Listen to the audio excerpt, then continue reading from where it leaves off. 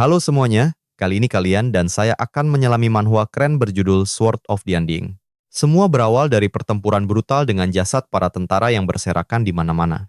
Terlihat seorang pria terluka parah setelah menerima hantaman telak yang mematikan. Pedang suci milik Ordo tersebut menembus dadanya, membuat seluruh prajurit bersorak lega karena akhirnya sang iblis berhasil dikalahkan. Sosok yang sekarat itu adalah sang iblis benua yang sangat ditakuti bernama Arkimon, penyihir hitam terkuat di dunia.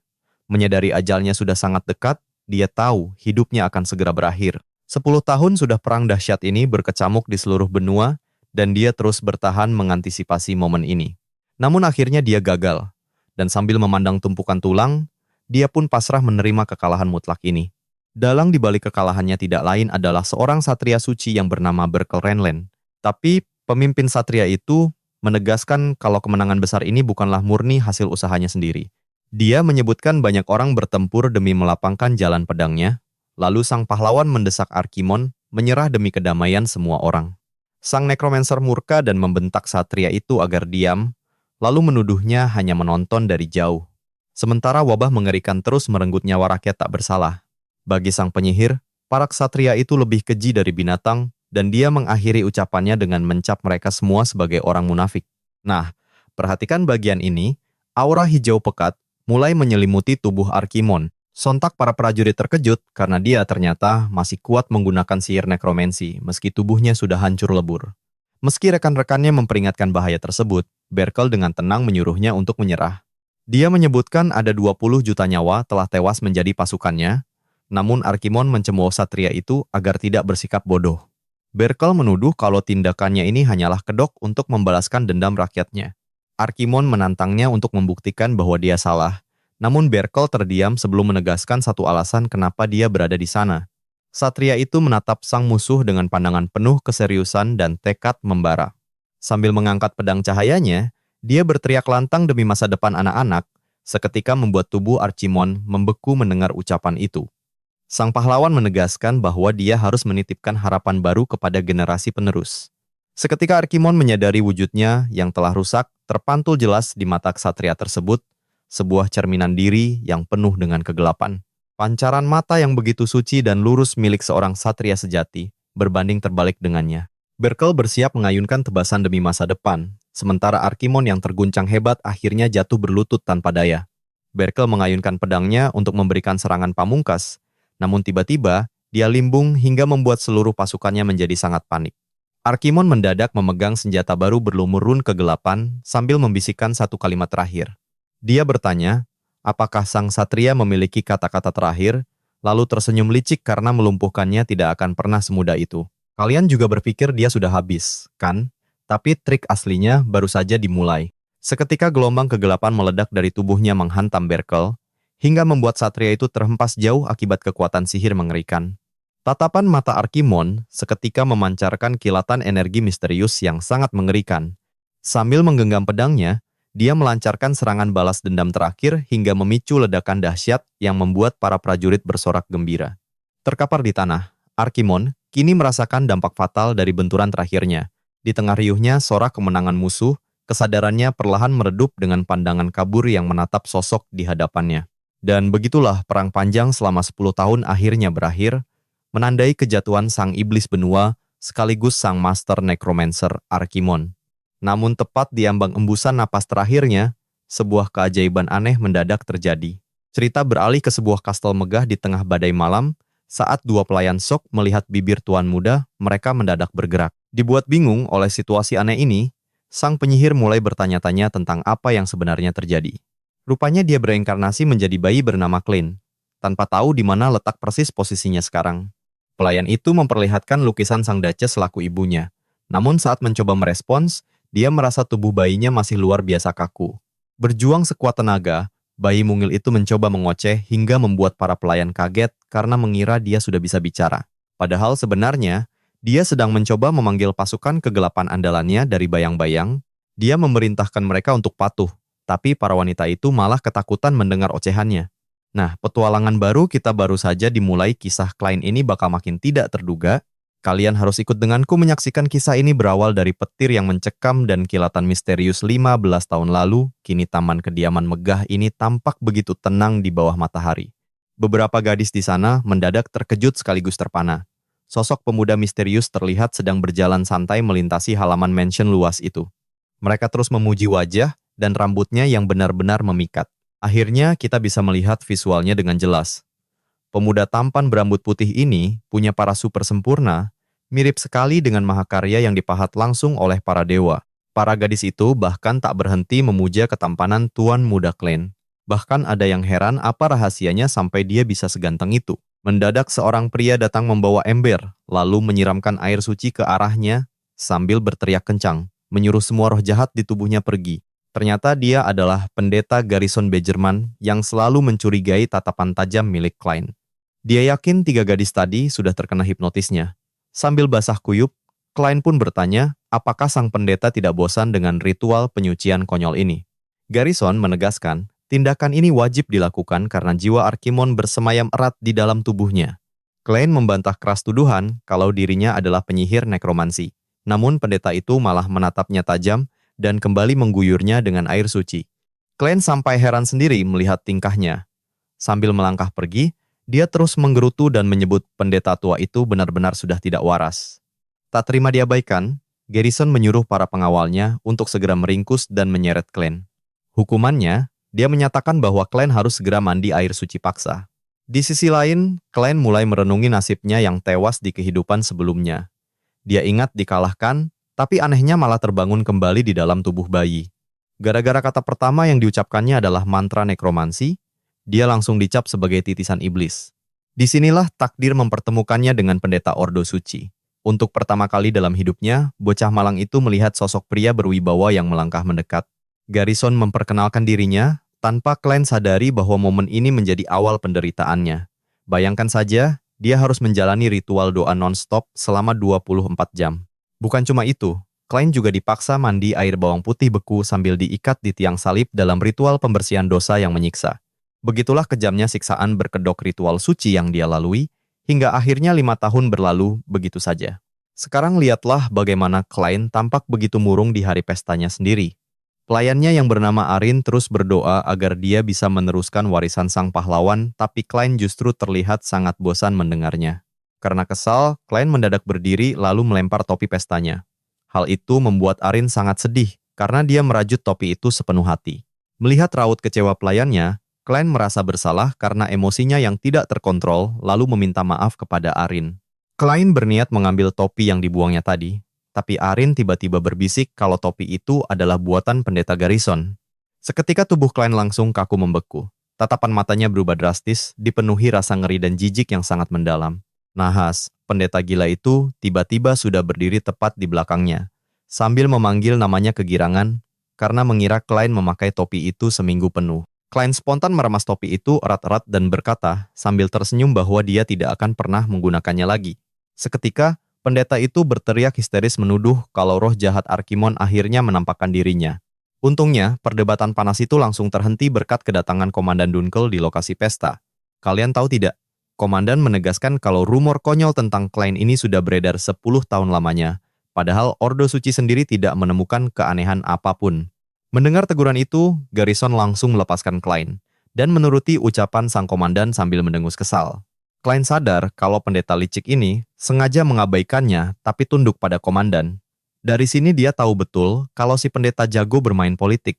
Pendeta itu pun akhirnya berbalik arah dan perlahan mulai melangkah pergi meninggalkan aula pesta. Namun sebelum menghilang, dia sempat berbisik bahwa apapun bisa saja terjadi di masa depan.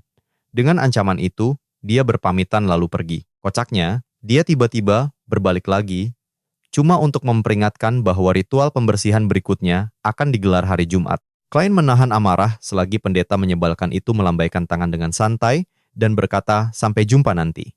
Kini sendirian, Klein langsung memukul sofa, benar-benar frustrasi menghadapi seluruh situasi gila ini. Dia heran bagaimana bisa orang sekejam itu menyiksa orang lain tapi tetap dihormati sebagai pendeta suci dengan handuk di tangannya. Arin pun berbisik menanyakan apakah dia benar-benar bukan lagi Arkimon. Klein membantah keras dan menegaskan dia malas mendengar nama kutukan itu. Namun jauh di lubuk hatinya, dia sadar rahasia besarnya ini tidak boleh terbongkar. Sejak terlahir kembali, hidupnya selalu diawasi ketat akibat rumor sialan tersebut. Akibatnya, Dia bahkan sampai harus dikurung di dalam biara selama 7 tahun. Klien kemudian bertanya penasaran, apa sebenarnya eksekutor itu, dan apakah mereka memiliki jabatan yang sangat tinggi. Sambil memasang wajah serius, pria di sampingnya menjelaskan bahwa itu adalah gelar untuk satria terkuat di Ordo Suci, membuat klien sangat terkejut. Dan percayalah, hanya sang adipati keluarga klien yang sanggup menghadapi kekuatan luar biasa itu. Kalian harus ikut petualangan seru ini. Klien bertepuk tangan kagum dengan kekuatan keluarganya, lalu bertanya siapa duk terkuat di sana. Pria itu menjawab kalau duk ketujuh memang hebat, tapi yang pertama tetaplah yang paling tidak terkalahkan. Klien kaget karena ayahnya ternyata duk ketujuh. Namun bagi dia, pendiri pertamalah yang tetap menjadi yang terkuat dari semuanya. Penjaga itu tertegun melihat keyakinan si tuan muda, lalu terpaksa mengiyakan ucapan anak itu sekadar untuk menyenangkan hatinya. Arin menyadari kalau klien terus-menerus menatap lukisan Duke di dinding sambil melamun memikirkan sesuatu. Tentu saja, siapapun tidak akan pernah bisa membayangkan kebenaran ini.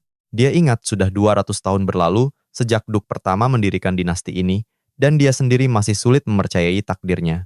Sambil memandangi deretan lukisan para Duke terdahulu, tatapannya akhirnya tertuju pada sosok sang pendiri pertama yang paling perkasa. Duke pertama keluarga Renlan ternyata adalah musuh bebuyutannya sendiri yang kini terlahir kembali sebagai keturunan pria yang mengalahkannya. Arkimon teringat saat dia meneriakkan nama musuhnya sebelum akhirnya tewas mengenaskan di medan pertempuran. Kala itu, sang kesatria tangguh mengungkap alasan utama mengapa dia mau bertarung di tempat mengerikan tersebut. Sang pahlawan menegaskan bahwa tujuannya hanyalah demi melindungi masa depan anak-anak tak berdosa yang tidak tahu apa-apa. Satu tebasan mematikan mendarat, membuat Arkimon ambruk tak berdaya di atas tanah bersalju yang sangat dingin. Tiba-tiba, coba lihat ini. Klien mendadak terbangun dari tidurnya dengan napas terengah-engah akibat mimpi buruk. Dia berusaha menenangkan diri di atas kasurnya, yang empuk sambil mengeluh tentang ingatan masa lalu sebagai penyihir agung yang terus mengganggunya. Dulu, dia kehilangan akal sehat karena amarah hingga nyaris meratakan seluruh benua dengan sihir penghancurnya. Namun dia akhirnya kalah di tangan kesatria itu, lalu bereinkarnasi 200 tahun kemudian di masa depan. Sambil menjambak rambut putihnya, dia menggerutu kesal karena masih belum bisa terbiasa dengan tubuh barunya ini. Tiba-tiba sebuah suara dingin terdengar dari balik pintu, menyindir Klein yang lagi-lagi mengigau aneh saat tidur. Sang pendeta mengejek Klein tentang ingatan masa lalunya. Mencoba mengabaikan sindiran itu, Klein beralasan dia cuma kelelahan, lalu tiba-tiba pelayannya datang berlari. Arin masuk dengan panik sambil berteriak kalau dia mendengar semua igauan jahat Klein saat tidur tadi. Sang tuan muda panik setengah mati dan menyuruhnya diam sebelum kepala pelayan datang mengabarkan pameran pedang akan dimulai. Kalian pasti tahu kelanjutannya. Pendeta dengan aura menyeramkan itu langsung menggandakan sesi hukuman pembersihan untuk Klein. Klein membekap mulut pelayannya sambil gemetar menahan amarah karena mendapat hukuman yang sangat tidak adil. Di luar mansion, dia mengumpat dalam hati dan menganggap pria tua itu benar-benar sudah gila. Sambil menyusuri lorong kastel yang megah, Klein bertanya kepada pelayannya tentang maksud dari acara pedang tersebut. Kepala pelayan menjelaskan bahwa sang Duk sendiri yang meminta kehadirannya, membuat Klein terkejut karena ayahnya mendadak memanggilnya. Dia menerima sapu tangan dari seorang pelayan muda, tapi pria tua berjenggot mendadak merebutnya sambil memarahi gadis itu karena dianggap mengganggu tuan muda. Namun Klein membela gadis itu dan memberinya kue manis, lalu mendongak menatap lampu gantung kristal yang sangat besar. Dia mencoba memahami apa sebenarnya alasan di balik undangan mendadak ayahnya. Sang pelayan kemudian membocorkan bahwa beberapa kerabat dari cabang keluarga besar mereka datang berkunjung. Dengan dahi berkerut, Klein langsung paham situasi menyebalkan yang akan dihadapinya ketika kerabat sombong itu tiba-tiba muncul di hadapannya. Rombongan itu mulai melontarkan ejekan dan sengaja memanggil Klein dengan sebutan pecundang. Mereka tertawa puas menyindir masa lalunya yang terbuang selama 7 tahun penuh di dalam biara sunyi. Klein hanya menatap dingin orang-orang serakah dari cabang utara yang datang cuma demi mengincar makanan gratis. Pandangannya kemudian beralih pada seorang gadis berambut pirang angkuh yang merupakan bagian dari keluarga cabang barat. Gadis itu memasang ekspresi sombong sambil menilai rendah semua orang di sekelilingnya. Namun Klein memilih cuek dan melangkah pergi begitu saja. Salah satu, sepupunya langsung emosi dan membentak apakah si pecundang itu berniat terus mengabaikan mereka di kediaman sendiri. Bangsawan angku itu berteriak murka. Sementara itu, Klein merasa geli melihat tingkah sok berkuasa mereka. Dengan tatapan dingin, dia menegaskan sama sekali tidak sudi mengingat nama mereka. Dia sadar, wibawa keluarga utama sedang goyah karena para benalu ini berani bertindak tidak sopan di wilayahnya. Tiba-tiba, fokus semua orang beralih ke arah arena latihan tempat dua pemuda sedang berduel pedang dengan sengit. Seorang remaja berambut ungu tampak bersiap melancarkan tebasan penuh amarah ke arah lawannya dalam duel tersebut. Dan disitulah cerita kita jeda. Si rambut ungu akhirnya tumbang telentang karena tidak mampu menahan tekanan lawannya. Biar ku beritahu, kita akan melihat pertarungan sengit di mana si lawan dipaksa bertarung dengan serius. Bocah berambut pirang itu dengan santai menangkis semua serangan bertubi-tubi tersebut. Sambil tersenyum sangat tenang dan percaya diri, dia menegaskan pertarungan di antara mereka telah berakhir. Dia merasa tidak perlu lagi melanjutkan laga ini. Din Ren, kakak tiri jenius Klein, sukses membuktikan kekuatannya. Klein menonton semua itu sambil menyadari bahwa bakat luar biasa anak inilah yang menyokong reputasi keluarga. Naik pitam, lawannya menyerang lagi dengan mata ungu menyala, berteriak kali ini hasilnya bakal beda. Klein terus menganalisis teknik mereka. Saat Delin menerjang maju membawa pedang, sang musuh nekat membalas sekuat tenaga. Dengan sangat mudah dia menghindari tebasan atas. Diselimuti aura emas, Delin mendominasi arena dan mengejutkan musuh lewat gerakan super cepat dari teknik rahasianya. Mengaktifkan mata sihirnya, Klein fokus memperhatikan setiap detail terkecil dari pergerakan lincah sang saudara tiri. Dia menganalisis kecepatan Delin sambil menyelaraskan langkah kaki dan aliran energinya. Dia menangkap momen krusial saat Delin, yang murka karena dihina, melompat tinggi menggunakan ujung kakinya. Musuh berambut ungu melayangkan tusukan mematikan ke arah wajah, membuat Klein kaget melihat aliran mana seni rahasia itu. Nah, perhatikan baik-baik. Dalam sekejap, D-Line melepas ledakan serangan dahsyat yang menghantam telak tubuh musuhnya. Wasit pun langsung menghentikan pertarungan dan memberikan kemenangan bagi D-Line, yang kembali melempar senyum ramah. Tetap terlihat elegan dan sopan, Din berlagak memperingatkan lawannya bahwa dia barusan hampir saja celaka. Penonton berbisik kagum melihat jurus pedang meteor legendaris. Sementara Klein tahu ini gertakan keras dari keluarga cabang Ken. Saat matanya menyapu seisi aula besar, dia mendengar para kerabat mulai berbisik sinis menyebut namanya. Begitu menyadari kehadiran sang adik, Din menghampiri sambil tersenyum ramah dan bertanya apakah Klein sudah lama menunggu.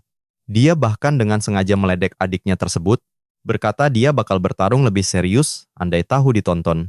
Melihat keahlian hebat dan kepalsuan kakaknya, Klein merasa sangat jijik. Namun dia penasaran, apa motif sebenarnya di balik kembalinya keluarga cabang klan tersebut ke kediaman utama ini. Tepat saat itu, seluruh ruangan mendadak tegang menyadari kedatangan sang kepala klan ketujuh, Duke Henkil Renlan. Klein terkejut melihat ayahnya melangkah mendekat, membuat sesi ruangan mendadak hening seketika tanpa suara. Sang Duke memberi selamat pada putra sulungnya atas pencapaiannya. Klein sadar betul, hanya Delaine-lah satu-satunya kebanggaan sejati ayahnya. Komandan setuju, menyebut keahlian Delaine sangat luar biasa untuk anak seusianya. Berpura-pura rendah hati, Din menunduk sopan dan berujar bahwa dia masih harus banyak belajar dari patriark. Coba pikirkan, mereka melewati Klein begitu saja, sambil membawa warisan peninggalan berharga sang pahlawan. Mendengar kata-kata penyemangat tersebut, sang putra membungkuk rendah, memberikan hormat yang tulus. Sambil menunjukkan loyalitasnya, pria itu menoleh dan menatap Klein dengan dingin dan penuh penghinaan. Sementara sang Duk hanya memandangnya dengan rasa malu atas kegagalan pewarisnya. Mengejutkan semua orang, sang pemimpin tiba-tiba meletakkan tangannya di atas kepala Klein. Namun dengan kejam dia menyatakan bahwa tidak ada setetes pun energi mana yang mengalir di dalam tubuh anak itu. Klein terpaksa menunduk meminta maaf, sadar betul tanpa bakat sihir dirinya hanyalah aib tak berguna bagi keluarga. Sang komandan berupaya membela Klein, beralasan masa-masa sulit di biara telah hambat potensi sihir bocah tersebut. Kerabat di sekitar mulai berbisik mengejek bahwa putra kedua keluarga utama ini benar-benar cacat mana sejak lahir. Mereka menyindir Klein tak berguna, mengoceh bahwa keluarga cabanglah yang lebih pantas berkuasa saat melangkah menyusuri lorong itu. Klein bisa menahan semua cemohan itu, tapi tiba-tiba teringat sumpah Barkel yang terkenal demi masa depan anak-anak. Sambil mengepalkan tinjunya kuat-kuat, rasa murka yang luar biasa mulai bergejolak hebat di dalam dada Klein. Rasanya sungguh konyol jika dia harus kalah hanya demi melihat keluarga Renlin hancur berantakan seperti sekarang ini. Ketika para tamu mulai bubar, seorang kerabat jauh sengaja berpamitan dengan nada penuh cemohan kepada Klein. Pria berambut ungu itu meledeknya, bertanya sinis bagaimana bisa sang pewaris muda bahkan tidak tahu cara memegang pedang. Si pengganggu terus memaki Klein, menyebutnya sebagai aib terbesar bagi kehormatan keluarga. Sambil tetap tenang, Klein sadar Dalton cuma pecundang tak berguna. Terbakar emosi, Dalton langsung melayangkan tinju kasarnya ke arah Klein. Saat Klein menyebutnya bodoh dan rendahan, Dalton yang murka langsung menghentakkan kakinya ke lantai dengan sangat agresif. Dan begitulah cara kita melihat si pengganggu sombong roboh mencium lantai yang sangat keras. Sini ku beritahu. Kisah ini dimulai saat seorang pria berhidung terluka dilarang melampiaskan amarahnya pada orang lain. Dalton langsung kehilangan kendali dan berteriak kalau Klein hanyalah anak buangan tanpa ibu. Hal itu membuat Klein langsung menoleh dengan tatapan mata tajam yang sangat mengancam. Melihat tatapan mengerikan itu, Dalton langsung membekuk ketakutan hingga berkeringat dingin. Sementara Klein merenungkan betapa sombongnya orang-orang menjengkelkan ini. Saat sihir mengalir deras di nadinya, Ken heran bagaimana pewaris pahlawan bisa jatuh seburuk ini. Mengingat kehebatan sang leluhur yang dulu mengalahkannya. Tepat saat itu, sang komandan datang ke lorong dan menyuruh Dalton berhenti membuat kegaduhan. Sambil berdiri tegak, Ksatria itu menegaskan bahwa dia tidak akan membiarkan ada penghinaan lagi. Dalton menggertakkan gigi dengan sangat marah, namun dia tidak berani membantah perintah tersebut. Sambil berbalik, Dalton menyindir sang pewaris agar bersyukur memiliki pelindung yang begitu setia. Dalton pun pergi dengan gaya konyol, meninggalkan ksatria itu yang hanya bisa kebingungan. Nah, perhatikan baik-baik bagian ini, karena disinilah awal mula perubahan besar dari perjalanan Klein dimulai. Memecah keheningan, Klein bertanya pada ksatria itu apakah dia membawa pedang cadangan. Mereka berdua pun berjalan menembus hutan berkabut tebal, lalu berhenti di suatu tempat. Dunkel menyerahkan pedang berat itu langsung ke tangan Klein. Sang komandan bertanya mengapa tuan muda memerlukan senjata di larut malam. Sementara, Klein langsung bersiap mengambil posisi bertarung demi meniru gerakan kakaknya. Dunkel memutuskan kembali ke kediaman, berpikir bahwa Klein hanya ingin berlatih pedang biasa. Namun, dia tahu usaha itu sia-sia karena Klein sama sekali tidak punya energi mana. Dia berpikir seseorang tanpa sihir takkan pernah bisa menjadi ksatria kekaisaran hebat yang disegani. Klein tetap fokus berlatih meski tanpa seni rahasia. Dia memejamkan mata dan mengingat kembali setiap detail gerakan di arena. Dengan konsentrasi penuh, dia meniru langkah kaki luar biasa itu persis seperti sang kakak. Melompat dengan sangat mulus, dia menyelaraskan setiap gerakannya dengan presisi tinggi. Meniru teknik hebat tersebut, aura ungu berkilau mulai menyelimuti pedangnya saat dia menyerang. Secara mengejutkan, percikan energi ungu mulai menyala terang di kedua matanya yang bersinar. Kalian pasti tidak menduga ini kan? Sang satria langsung berbalik saat merasakan aura mengerikan dari Klein. Ksatria itu tidak percaya dengan apa yang terjadi ketika Klein melepaskan tebasan energi ungu dahsyat ke arah batu besar.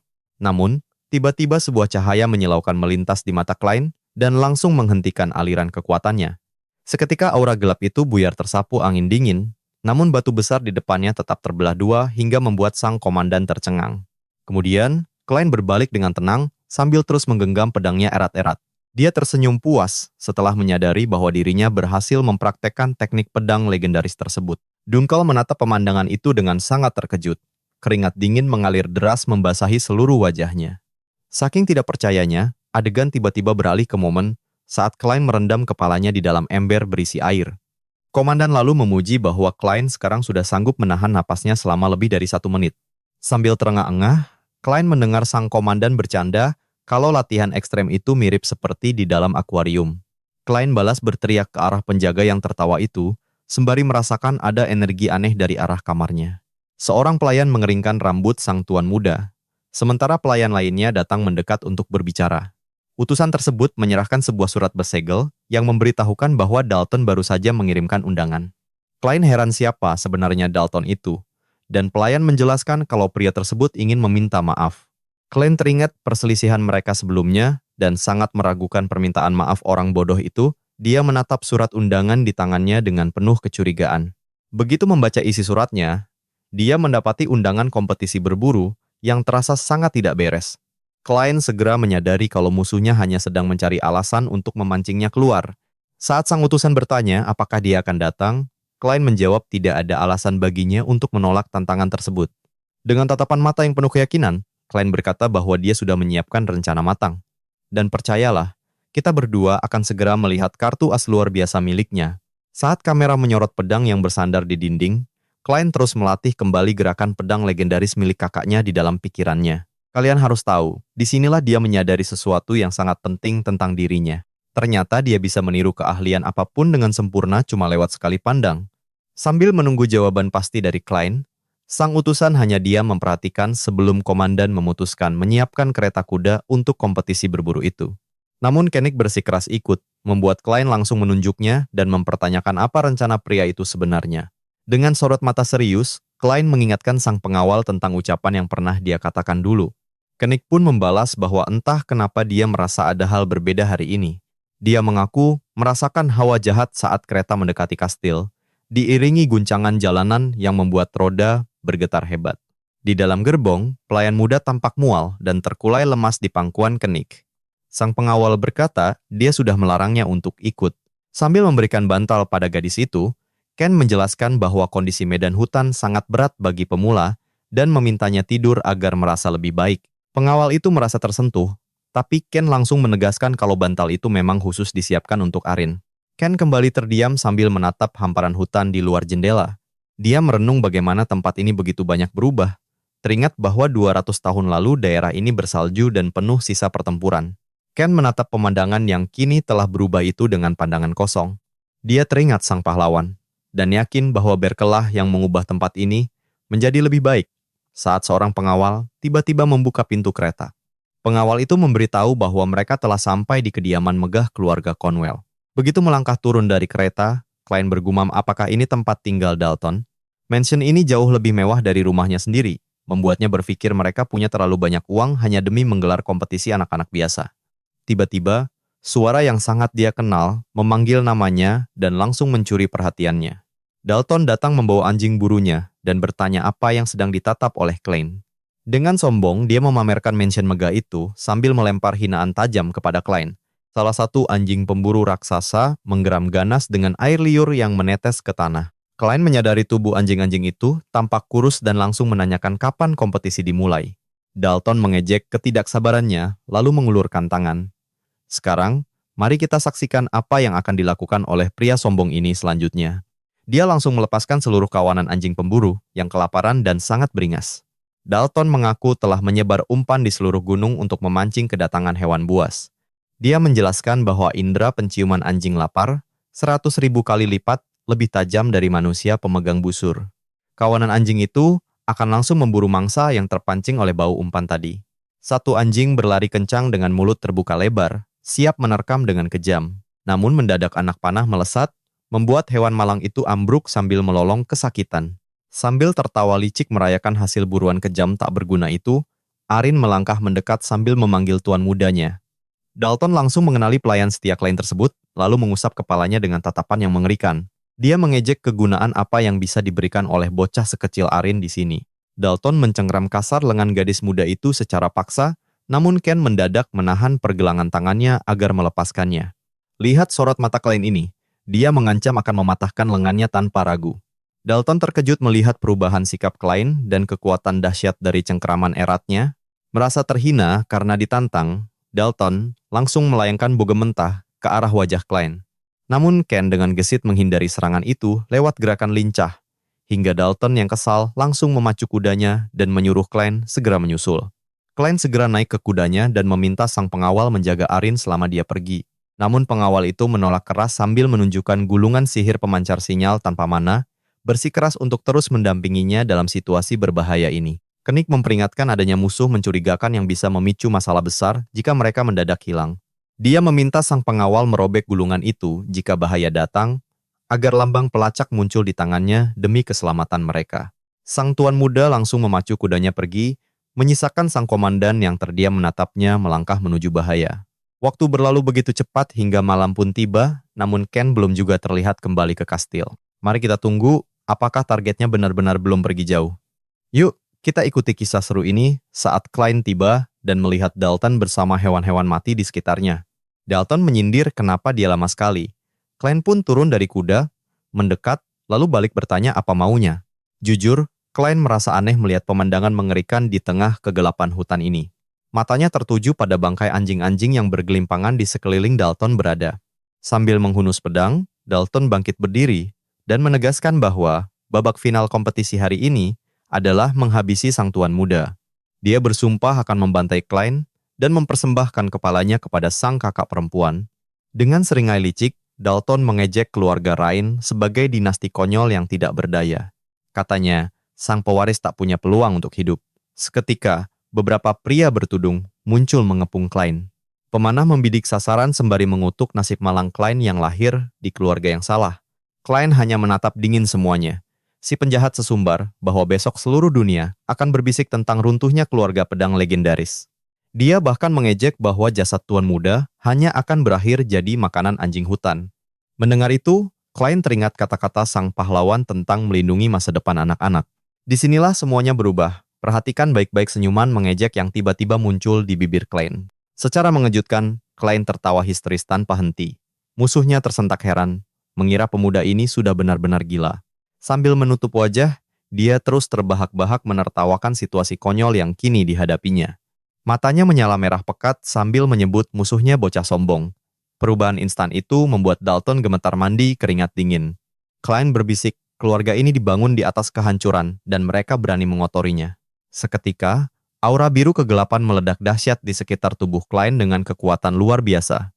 Dalton panik mengira itu sihir, namun Klein menegaskan itu bukan sihir. Dia kemudian membongkar kebenaran bahwa kekuatan mengerikan ini adalah energi iblis murni dari dalam jiwanya. Anak buah Dalton panik seketika, kebingungan melihat perubahan drastis pada diri Klein. Salah satu dari mereka gemetar mendengar kata energi iblis dan kebingungan kekuatan apa itu. Sembari tersenyum, Klein berkata dia memegang kendali atas roh jahat purba yang telah lama terkubur. Dia memanggil mereka kembali ke dunia untuk tunduk pada perintahnya. Saat energi itu bergejolak dahsyat, Klein langsung memerintahkan mereka untuk melahap habis siapa saja di sana. Sesosok monster, tengkorak, raksasa bangkit keluar dari bayang-bayang hitam pekat atas perintah mutlaknya. Dalton berteriak histeris, menolak keras untuk mempercayai kegilaan yang tersaji di depan matanya. Dia akhirnya menyadari bahwa pasukan tengkorak itu adalah wujud Archdemon, sang raja iblis kuno. Sambil tersenyum sinis, Klein memberi aba-aba menyerang. Mungkin kalian juga mengira dia lupa ingatan, tapi mari kita lihat kilas balik masa lalu Klein. Faktanya, dia telah melewati 200 tahun dalam kesendirian di tengah tumpukan tulang belulang. Itu adalah sebuah periode waktu tanpa akhir. Dia hanya ditemani kegelapan dan arwah para prajurit gugur, yang bisikannya terus menggema memanggil namanya setiap malam tiba. Suara teriakan arwah tersesat itu terdengar jelas memanggil dirinya dari jurang terdalam. Gema dan resonansi kelam itu adalah ingatan yang tak pernah bisa dia lupakan. Sensasi nostalgia inilah yang akhirnya membangkitkan jati diri aslinya. Kembali ke masa kini, sang musuh berteriak ketakutan karena menganggap ini semua hal mustahil. Dia gemetar melihat pasukan tengkorak dan menyebut nama terlarang Archdemon. Klein menyeringai lebar, membenarkan bahwa itu adalah gelarnya dahulu. Seketika malam kian mencekam tertutup awan hitam pekat. Para bawahan Dalton bertanya-tanya, apakah legenda Raja Iblis kuno itu nyata? Klein berdiri angkuh, selagi monster tengkorak raksasa di belakangnya mulai bangkit membesar. Sorot matanya menyala merah dalam kegelapan. Dalton dan pasukannya hanya bisa terpaku membisu menyaksikannya. Namun mendadak, para tentara bayaran justru tertawa meremehkan kawanan monster tengkorak kuno itu. Mereka menyebut monster itu sampah tanpa tahu bahaya di depannya. Si pembunuh sesumbar bahwa dia sudah sering menghancurkan ratusan tengkorak dalam misi sebelumnya. Bahkan, anak buahnya berniat menjadikan tulang monster itu sebagai souvenir. Sang bos langsung memerintahkan pasukannya untuk menyapu bersih penghalang. Para pembunuh bayaran pun langsung menyerbu maju. Di barisan belakang, seorang penembak jitu menyiapkan busur silang raksasanya untuk membantai lawan. Nah, bagaimana menurut kalian akhir pertempuran epik ini? Tetap bersamaku karena hujan anak panah mematikan mulai dilepaskan ke arah Klein. Yuk kita lihat bagaimana ribuan panah mematikan langsung menghujani pasukan sang tokoh utama. Serangan itu datang begitu cepat, siap menembus apa saja di depannya. Di saat kritis ini, mata Klein hanya diam menatap hujan panah mematikan tersebut. Tapi sebelum itu terjadi, semua panah mendadak berhenti di udara bagai menabrak dinding gaib. Lawannya sempat menyeringai, mengira tubuh Klein sebentar lagi akan berlubang dipenuhi ratusan jarum tajam. Begitu melihat lebih dekat, dia syok setengah mati karena Klein sama sekali tidak terluka. Ternyata, seluruh serangan itu tertahan oleh perisai sihir yang tiba-tiba muncul melindungi para skeleton. Kini pasukan tulang itu siap bertahan dengan perisai kokoh mereka. Klein pun berbisik bahwa 200 tahun adalah waktu yang sangat lama hingga tak ada lagi yang mengenali pasukannya. Para musuh langsung panik melihat perisai misterius yang mendadak digenggam erat oleh monster-monster mengerikan tersebut. Klein pun menjelaskan, taktik murahan itu mungkin mempan pada skeleton biasa, tapi pasukannya jauh berbeda. Sambil tersenyum penuh percaya diri, Dia menegaskan bahwa prajurit tengkoraknya berada di level yang lain. Coba perhatikan baik-baik wajah musuh yang langsung ketakutan melihat kepercayaan diri sang tuan muda. Klien langsung memerintahkan unit pertamanya untuk membongkar pertahanan lawan dan menyerang balik. Dia bersumpah akan menghabisi sendiri para bajingan yang telah berani meremehkan masa depan wilayah utara. Detik berikutnya, aba-aba perang diteriakkan dan seluruh pasukannya langsung maju menyerbu tanpa ragu. Skeleton raksasa tersebut melesat sangat cepat, membuat para tentara bayaran terkejut melihat kelincahan monster itu. Mereka kebingungan dan heran bagaimana bisa ada makhluk mati yang mampu berlari sekencang itu. Sambil meraung keras, pasukan tengkorak itu langsung mengobrak-abrik musuh. Sang pemimpin tentara bayaran mencoba berteriak panik agar anak buahnya tetap merapatkan barisan. Namun salah satu prajuritnya justru langsung dihantam dengan brutal hingga mengalami luka yang sangat parah. Tanpa ampun, para skeleton terus membantai tentara bayaran yang hanya bisa menjerit kesakitan di tengah keputusasaan. Dalton merasa sangat ngeri melihat kehancuran mengerikan di depannya. Klien segera memerintahkan unit pemanah kedua untuk mengepung sisa musuh yang bersembunyi di hutan. Para pemanah skeleton itu langsung membidik target mereka dengan busur tempur yang sangat mematikan. Para pemanah mayat hidup itu kini siap melepaskan tembakan. Kita bisa melihat kepanikan luar biasa dari sisa tentara bayaran saat menyadari monster-monster ini juga punya serangan jarak jauh. Lewat satu aba-aba dingin dari klien, perintah tembak tanpa ampun pun langsung dilaksanakan. Ratusan anak panah maut melesat kencang membelah angin menuju arah musuh. Para tentara bayaran langsung terkapar di tanah dengan luka yang sangat mengerikan. Mereka berteriak histeris saat tubuh mereka ditembus oleh anak panah pasukan skeleton. Satu skeleton tiba-tiba menerjang sang pemimpin tentara bayaran yang langsung menangkisnya dengan pedang. Sambil gemetar ketakutan, dia berteriak bahwa semua ini mustahil, dan makhluk ini bukanlah skeleton biasa. Dia sadar, jika pertempuran terus berlanjut, kelompoknya akan musnah total. Dengan putus asa, dia berteriak memanggil sisa pasukannya. Namun tak ada yang mendengar. Seekor skeleton diam-diam merayap dari belakangnya, siap memberikan serangan maut. Dengan amarah memuncak, Dalton langsung berbalik dan menebas monster itu menggunakan pedangnya yang sangat tajam. Tebasan akuratnya berhasil memotong dan menerbangkan kepala skeleton itu hingga terlepas.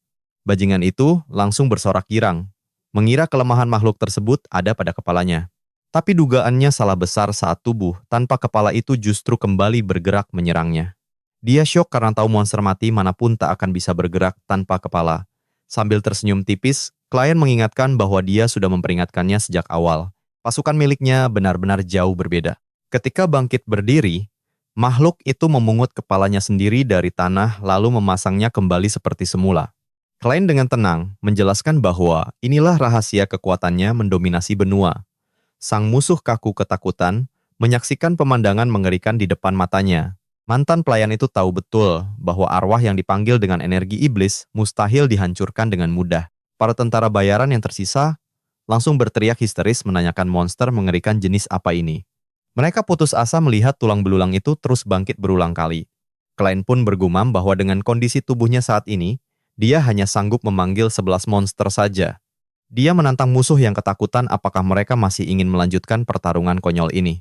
Namun tiba-tiba, sebuah suara misterius dari balik hutan mengalihkan perhatian mereka semua. Terlihat komandan dan pelayan sedang asyik mengobrol dekat air mancur. Pelayan muda itu bertanya apakah sang tuan muda benar-benar melakukannya, dan si penjaga mengiyakannya. Pasti seru banget melihat aksi konyol tuan muda, kita tunggu saja kelanjutan kisahnya ya. Kalian harus tahu, kisah ini dimulai saat komandan tersenyum melihat si pelayan merona merah. Pelayan itu langsung mengaku kalau dia memang sangat memuja tuan mudanya. Dia bahkan bertanya, apakah penjaga tahu betapa hebatnya tuan muda mereka? Padahal saat musuh memohon ampun, pelayan itu malah menganggapnya berhati baik. Sementara itu, di tengah kegelapan hutan, tentara bayaran lari ketakutan. Si pelayan menyebutnya manis, padahal tengkorak hidup sedang membantai anak buah musuh dengan pedang sihir. Pelayan itu bercerita, tuan muda bahkan sempat membagi kuenya saat aura kegelapan muncul. Sambil tersenyum lebar, dia yakin sang tuan muda adalah orang terhangat di dunia. Di sisi lain hutan, klien menatap musuhnya dengan pandangan dingin mematikan. Jeritan kesakitan pecah saat salah satu tentara bayaran dicabik habis oleh monster tengkorak. Si penjahat berusaha keras bertahan dari gempuran tanpa henti monster mengerikan itu. Namun tenaganya terkuras habis. Dia berteriak frustrasi sembari menghindar dan mencoba menebas balik dengan pedangnya. Sialnya, monster tengkorak itu langsung pulih, membuat musuhnya jatuh dalam keputusasaan total. Penuh amarah, Don sadar dia harus menghentikan regenerasi monster tengkorak itu. Nah, perhatikan baik-baik. Target aslinya adalah si penyihir pemanggil itu sendiri. Sekali sang penyihir tumbang, semua monster akan hancur. Dengan murka, penjahat itu berlari kencang menuju Klein sambil meneriakkan namanya. Dia berteriak bahwa permainan boneka mayat ini selesai dan si penyihir akan segera tamat. Sambil mengayunkan pedangnya, dia melesat meluncurkan serangan pamungkas demi menghabisi sang penyihir. Tapi tiba-tiba, mata Klein berkilat ungu, membaca semua gerakan lawan. Kilatan energi ungu di matanya mengunci setiap jengkal pergerakan sang musuh. Kekuatan mata misterius itu membuatnya bisa meniru teknik yang baru sekali dilihatnya. Dia mengingat jelas jurus pedang yang dipakai saudaranya di arena beberapa hari lalu. Musuhnya tersentak kaget menyadari jurus rahasia Renland digunakan. Klein langsung melepaskan teknik tebasan pedang meteor yang mematikan. Si penjahat melongo syok saat pedangnya terbelah dua oleh tebasan super cepat dari tatapan dingin Klein. Dengan nada tenang, Klein berbisik bahwa siksaan sejati bagi Dalton baru saja dimulai. Debu pertempuran perlahan menipis, memperlihatkan musuh yang terkapar. Klein berujar bahwa ucapan lawannya tadi memang benar. Bila sang pemanggil tumbang, semua monster ciptaannya ikut lenyap, dan Archimon tak pernah bisa mengatasi kelemahan itu. Klein mulai memikirkan kekuatan nekromansi bertenaga iblis ini. Tentu saja, hanya darah Renland yang mampu menguasai bakat unik tersebut. Darah musuh justru memperkuat tubuhnya melebihi sebelumnya. Saat penjahat itu terkapar bingung, Klein menegaskan semuanya tak bisa diabaikan lagi. Mungkin kalian juga bingung, sama seperti musuhnya yang tak bisa bergerak lagi. Klein menatap dingin dengan penuh penghinaan pada musuh yang kalah. Saat sang penjahat tewas, Klein berbisik menyuruh Berkel menunggu pembalasannya. Dia bersumpah akan membangun kembali kediamannya yang hancur dengan tangannya dan tekad membara. Tiba-tiba, musuh itu terbangun di ruang gelap gulita dan kebingungan mencari tahu keberadaannya. Tak ada yang bisa dilihatnya, tapi dia merasakan ada yang aneh dengan tangannya. Kedua tangannya ternyata terkunci oleh belenggu besi tebal. Dengan panik, dia menyadari dirinya terikat di kursi penyiksaan penuh duri. Sebuah bayangan misterius mendekat dan menyapa hangat bahwa si penjahat akhirnya terbangun juga. Ternyata itu adalah Klein, yang menjelaskan bahwa tempat ini adalah gerbang bagi jiwa mati.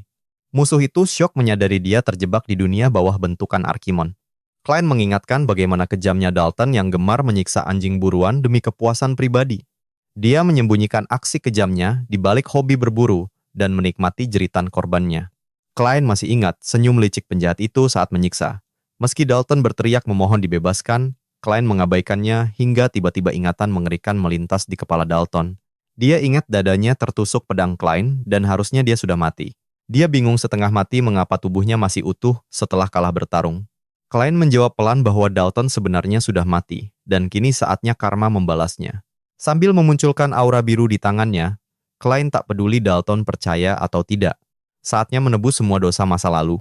Dalton gemetar hebat melihat kawanan anjing iblis muncul di belakang tubuh Klein. Klein menyuruhnya mendengar jeritan arwah korbannya. Percayalah, karma itu nyata, kawan.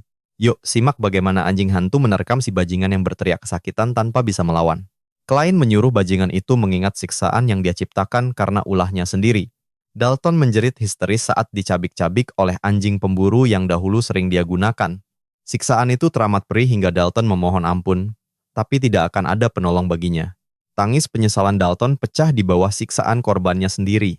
Kembali ke dunia nyata, jasad Dalton kini tergeletak kaku penuh luka mengerikan. Klein hanya menatap dingin ke arah jasad itu sambil memegang pedangnya dengan tenang. Dia terlihat sangat damai setelah membalaskan dendamnya. Perlahan, deretan tulang belulang mulai bangkit dan berkumpul tepat di belakang punggungnya. Mereka siap menerjang musuh berikutnya. Klein berbalik menghadap pasukan setianya dan berniat memberikan hadiah karena telah bersedia membantu pertempurannya. Dia berjanji akan mematahkan kutukan jahat agar jiwa mereka bisa terbebas dari penderitaan abadi ini. Seketika pendar cahaya hijau menyelimuti para tengkorak yang perlahan hancur menjadi debu halus. Kita saksikan bersama saat Klein melihat makhluk-makhluknya perlahan dibebaskan dan menghilang. Dia merenung tentang takdir kematian, mempertanyakan alasan mengapa dia bisa hidup kembali. Kebebasan sejati akhirnya datang seiring hancurnya tulang belulang yang kini terbang terbawa embusan angin. Mendadak sesosok pria bertudung datang mendekat dan mengaku terkejut melihat kehebatan sihir nekromansi milik Klein. Klein mulai curiga jika orang ini mengawasi segalanya, lalu menanyakan identitas serta tujuan pria misterius tersebut. Pria misterius itu membalas bahwa identitas dirinya bukanlah hal yang penting untuk diketahui. Dia tersenyum licik sembari mengalirkan energi hijau di tangannya. Sang penyihir bertudung kini bersiap merapalkan sihir gelapnya. Dia berkata bahwa klien tidak akan paham meskipun dijelaskan berulang kali. Dia segera membangkitkan para prajurit tewas. Jasad tentara bayaran yang bergelimpangan perlahan bangkit berdiri di bawah kendali penuh sang ahli sihir kematian. Kedua mata mayat hidup itu menyala hijau terang, menandakan jiwa mereka telah menjadi boneka tak bernyawa. Pria bertudung itu mengangkat semua jasad tersebut menggunakan kekuatan sihir hitamnya yang sangat pekat. Klein seketika sadar bahwa musuhnya menguasai sihir kebangkitan murni untuk memperbudak arwah orang mati. Dia berujar bahwa meski Dalton telah gagal, mayat para prajurit ini masih sangat berguna baginya. Sambil tertawa jahat, sang nekromancer menghilang membawa mayat-mayat itu. Bikin kita penasaran kan? Seorang pelayan memanggil pengawal untuk mendengar kisah lucu sang tuan muda, namun sang pengawal menolak sambil terus menatap gulungan sihir dengan cemas. Dia heran mengapa tuan muda memakai benda darurat itu. 3 jam sudah berlalu tanpa kabar, membuat firasat buruknya perlahan mulai menjadi kenyataan. Dia bertekad pergi mencari tuannya, namun langkahnya diadang oleh 2 penjaga kastil.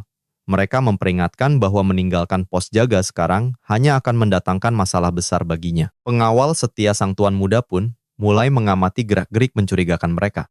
Begitu melihat lambang Conwell di seragamnya, dia langsung menduga mereka adalah kaki tangan Dalton. Sadar bahwa jebakan ini sudah dirancang sejak awal, dia segera bersiap menghadapi konfrontasi fisik. Sang komandan balik mengancam tidak akan segan bertindak keras jika dihalangi lagi, membuat para pengawal Dalton langsung terdiam karena merasa terintimidasi. Dia kemudian menoleh ke arah pelayan dan menjelaskan bahwa perjalanan tuan muda memakan waktu lebih lama. Dia menyuruh Arin kembali ke kediaman bersama seorang pendeta yang mendampingi rombongan mereka. Namun salah satu pengawal menyahut bahwa pendeta tersebut sudah pergi terlebih dahulu dengan wajah tegang. Mengingat pesan Klein, komandan sadar insting pendeta itu sangat tepat. Dia segera memacu kudanya demi menyusul sang tuan muda secepat mungkin. Sambil menggigit gulungan sihir itu, dia merobeknya dengan yakin bahwa peristiwa ini bukanlah ketidaksengajaan. Dia terus memacu kudanya secepat kilat, merasa sangat khawatir bahaya besar sedang mengancam keselamatan tuannya. Sementara di tengah hutan, Klein kini harus berhadapan langsung dengan pasukan mayat hidup. Dengan peluh bercucuran, dia menyadari energi sihirnya sudah terkuras habis dan tidak sanggup lagi memakai ilmu nekromansi. Fisik lemah ini jelas tidak akan bertahan lama. Melihat celah itu, sang musuh langsung memerintahkan pasukan mayat hidupnya menyerang tanpa ampun. Gerombolan monster mayat hidup itu berlari kencang demi menghabisi nyawa Klein. Klein mengejek sang penyihir karena berpikir bisa menang hanya bermodal sihir murahan. Mendadak, lambang gulungan sihir di tangannya bersinar sangat terang. Seketika monster mayat hidup musuh menjerit kesakitan akibat sengatan pancaran cahaya suci tersebut. Sambil tersenyum tipis, Klein mengumumkan kekalahan musuhnya. Pertempuran luar biasa yang baru saja kita saksikan bersama ini benar-benar gila. Kalian harus lihat ini, cahaya emas raksasa tiba-tiba meledak dahsyat menyelimuti seluruh medan perang. Tiba-tiba pendeta pengawal Klein muncul entah dari mana dan langsung menerjang para monster undead. Dengan mata berkilau emas, sang pendeta memanggil sihir suci untuk memurnikan semua monster terkutuk itu. Para undead langsung hancur lebur terkena pancaran cahaya suci dan menjadi abu seketika. Sang pendeta meyakinkan Klein untuk santai saja karena dia yang akan membereskan kekacauan ini. Sang necromancer kaget setengah mati melihat kehadiran sang pendeta dan langsung bertanya siapa dia sebenarnya. Namun, pendeta hanya menatapnya tajam siap bertarung. Dia memperkenalkan dirinya sebagai Exarch dari Holy Order yang diutus untuk menyelesaikan kekacauan di tempat ini. Exarch sendiri adalah 3 senjata manusia pematung maut yang tunduk sepenuhnya pada perintah suci Paus. Mereka adalah barisan tempur terkuat kerajaan dan satu-satunya ksatria yang mampu mengendalikan senjata suci. Konon, senjata pusaka Santo Gaul ini diciptakan khusus demi melindungi bumi dari kejahatan. Disinilah ketegangan memuncak kabarnya tiap senjata punya daya hancur setara satu benteng militer, membuat sang necromancer langsung merinding gemetar akibat tekanan luar biasa itu. Pancaran suci milik Ksatria Exarch terlalu perkasa hingga sanggup melenyapkan semua sihir hitam musuh. Musuh bertudung itu kebingungan memikirkan siapa sebenarnya sosok mengerikan yang mendadak mengacaukan rencananya ini. Klein tahu betul kalau salah satu dari monster tempur ini menyandang gelar petarung paling mematikan. Sang Exarch kemudian menyuruh Boklen tetap tenang karena dia hadir untuk melindunginya dari mara bahaya. Sisa-sisa undead menggeram murka dan langsung menerjang maju secara brutal, namun dengan mudah dilumat habis oleh kilatan cahaya suci sang pendeta. Monster-monster tanpa nyawa itu menjerit histeris ketika seluruh raga mereka hangus terbakar energi surgawi. Pendeta itu merapal kitab suci untuk menyalurkan kekuatannya demi melumat habis semua musuh. Dia memperingatkan para pendosa untuk tunduk selagi dirinya membombardir mereka dengan sihir pemurni. Sang pendeta menyuruh mereka segera bertaubat dan memohon ampunan sebelum terlambat, menjanjikan baptisan api suci yang akan membakar habis seluruh dosa mereka. Para undead merontak kesakitan luar biasa. Raga mereka hangus dilalap api suci. Pendeta itu lalu menghentakkan kakinya keras-keras, memicu gelombang energi emas menyapu ke segala penjuru. Tanah berguncang hebat akibat kekuatan mengerikan sang eksak, menerbangkan gerombolan undead tersisa akibat hempasannya. Lewat satu hantaman pamungkas, dia menyapu bersih sisa monster sambil berbisik kalau ini adalah sebuah kemurahan hati. Sambil memancarkan kilaunya, dia berseru, "Ini adalah penghakiman akhir bagi jiwa tersesat." Sang necromancer syok menyaksikan kegilaan ini dan heran mengapa ksatria eksak ada di sini. Tekanan energinya begitu mutlak hingga langsung mementalkan sang penyihir bertudung ke udara.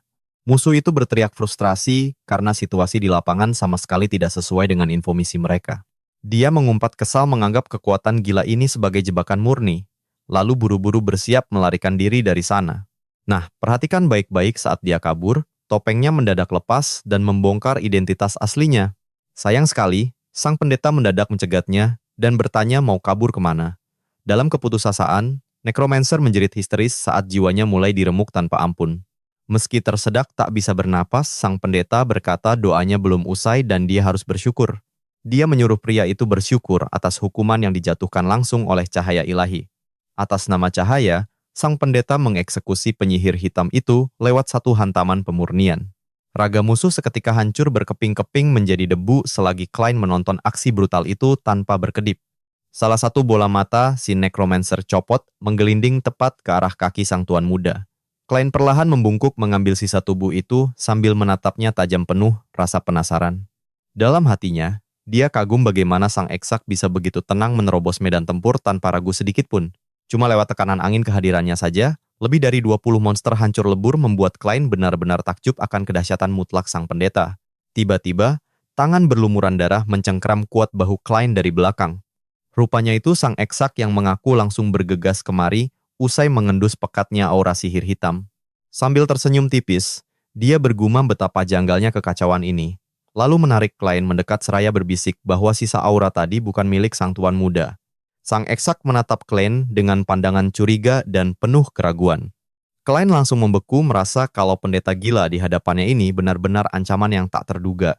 Dia sadar betul kalau salah melangkah sedikit saja, sang pendeta pasti akan membantainya di tempat tanpa ampun. Tepat di saat kritis itu, sang pengawal pribadi datang memacu kudanya sambil berteriak panik memanggil sang tuan muda. Dia langsung memacu kudanya mendekat untuk memastikan keadaan Klein. Kita tunggu saja apa yang bakal terjadi selanjutnya. Nah, kalian harus lihat ini. Klein kaget melihat pengawalnya tiba secepat itu, sementara tubuhnya melemah akibat memaksakan kekuatan nekromansi yang sangat berat. Melihat Klein mendadak ambruk, sang pengawal langsung panik dan berteriak histeris memanggil tuannya. Dia langsung berlari menghampiri Klein yang terkapar, lalu mendekapnya erat dengan perasaan sangat cemas. Saat ditanya apa yang terjadi, Klein hanya mengaku kakinya lemas dan meminta bantuan untuk berdiri. Ketika ditanya di mana keberadaan Dalton, Klein dengan santai menjawab bahwa dia telah menghabisinya dalam duel. Kelopak bunga putih bernoda darah bergoyang pelan ditiup angin malam. Di kediaman utama, Klein akhirnya menjelaskan bahwa dia terpaksa melawan karena Dalton memang berniat menghabisi nyawanya. Mendengar itu, ayah Dalton langsung menggebrak meja dengan emosi meluap-luap, menuntut penjelasan atas tuduhan sang tuan muda. Count Conwell benar-benar tidak percaya kalau putranya tega berencana melenyapkan calon pewaris tahta keluarga. Dia mati-matian membela anaknya, menegaskan bahwa Dalton adalah pria terhormat dan ksatria yang sangat setia. Di tengah ketegangan, seorang pria menengahi dan mengingatkan bahwa fokus utama mereka adalah mengungkap kebenaran. Sambil membawa dokumen penyelidikan, dia menjelaskan bahwa meski telah diinterogasi lama, kesaksian Klein sama sekali tidak berubah. Terlebih lagi, ditemukan bukti adanya 20 tentara bayaran sewaan yang dikirim oleh pihak Count Conwell. Sang Count mengumpat dalam hati atas kebodohan anak buahnya. Tapi di luar, dia tetap mengelak dan berdalih bahwa itu mustahil dilakukan seorang ksatria. Apalagi klien sendiri terkenal tidak bisa bertarung. Para bangsawan pun sepakat karena sang duk pernah berujar kalau klien tidak punya mana. Sang Count menduga rencana anaknya memang sudah gagal total. Disinilah keadaan mulai memanas. Saat sang Count berusaha memutarbalikkan fakta demi menyelamatkan reputasinya dengan mempertanyakan karakter asli Klein. Dia mengungkit bahwa Klein adalah putra mendiang Duchess yang sejak dulu dipenuhi rumor mencurigakan. Count langsung menuduh Klein menjebak anaknya, membuat sang penyelidik memperingatkannya agar menjaga ucapan. Tak mau kalah, Count menuduh Klein menyewa pembunuh bayaran untuk melenyapkan Dalton. Tiba-tiba, suara lantang menggelegar menyuruhnya diam, membuat semua orang di ruangan serentak menoleh ke arah pintu. Ternyata, sang tuan muda baru saja masuk, sambil menyindir bahwa kebohongan mereka sudah benar-benar kelewatan. Klein menegaskan aksinya murni pertahanan diri dan pendetalah yang membantunya menahan kutukan nekromansi itu. Meski diteriaki pembohong oleh sang Count, Klein tetap menatapnya penuh percaya diri dengan senyuman sinis dari matanya yang menyala merah. Dia balik bertanya apakah mereka punya bukti nyata kalau dirinya adalah Archimond. Saat sang bangsawan terintimidasi, Klein menegaskan kembali sumpah yang diucapkannya di depan Dalton. Dia bertekad membangkitkan kejayaan keluarganya dan tidak akan membiarkan pengganggu manapun menghalangi jalannya. Kalian pasti tidak menduga ini. Ketukan pintu mendadak menghentikan adu mulut tegang mereka. Seorang wanita berambut pirang masuk dengan aura karismatik, meminta maaf dengan sopan atas keterlambatannya. Sosok itu adalah Layla, komandan Ksatria Suci Blue Spear. Klein sangat terkejut melihat kehadirannya karena teringat wanita ini juga ada saat pertunjukan pedang. Meskipun kedatangannya sempat dipertanyakan, penyelidik menjelaskan bahwa dia sendiri yang mengundangnya langsung. Ternyata, Dalton sebelumnya punya riwayat menjalankan misi bersama Ordo Ksatria tersebut. Itulah kenapa sang komandan berhak ikut memantau penyelidikan ini. Layla lalu melemparkan pandangan tajam dan penuh arti ke arah Klein. Hanya lewat tatapan sunyi itu, Klein langsung paham bahwa sang komandan ingin berbicara berdua dengannya secara pribadi. Saat sang komandan mengajukan permohonan bicara empat mata, Klein dibuat cukup heran dengan permintaannya. Penyelidik menyetujuinya asal tidak lama, membuat Klein makin penasaran dengan niat sebenarnya. Penyelidik mengingatkan Klein agar lekas kembali, dan dia pun setuju mengikuti sang komandan. Meski merasa jengkel, Klein hanya bisa heran dengan jalan pikiran para ksatria suci tersebut. Namun dia sadar, ini bisa menjadi celah emas yang sangat penting. Alasan wanita itu mengajaknya bicara pasti di antara tiga kemungkinan. Konfirmasi, kecurigaan, atau ujian. Sambil melangkah pergi, Klein bertekad untuk memanfaatkan keluarga Weven atau apapun demi keuntungan rencana besarnya. Dengan langkah tegap dan penuh wibawa, sang komandan membimbingnya menuju sebuah ruangan yang lebih tertutup. Dia tiba-tiba berbalik dan menatapnya dalam keheningan. Sebelum akhirnya menyapa sang tuan muda dengan suara lembut yang sangat menawan, dia langsung mendesak Klein ke dinding dan meminta izin untuk menyentuhnya sejenak.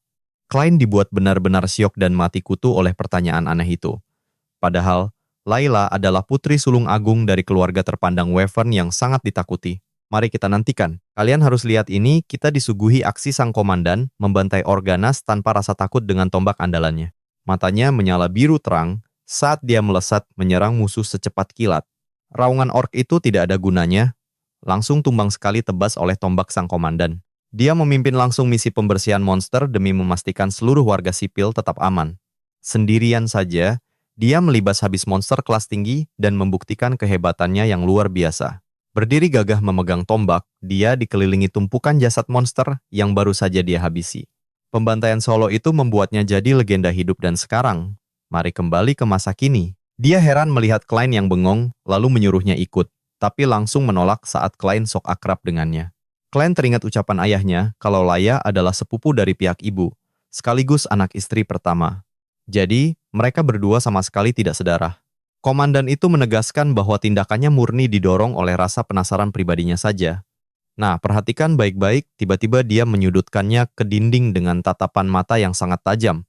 Saat dia mengulang pertanyaannya, Klein makin bingung dan berteriak dari balkon menanyakan apa maksud sebenarnya dari tindakan itu.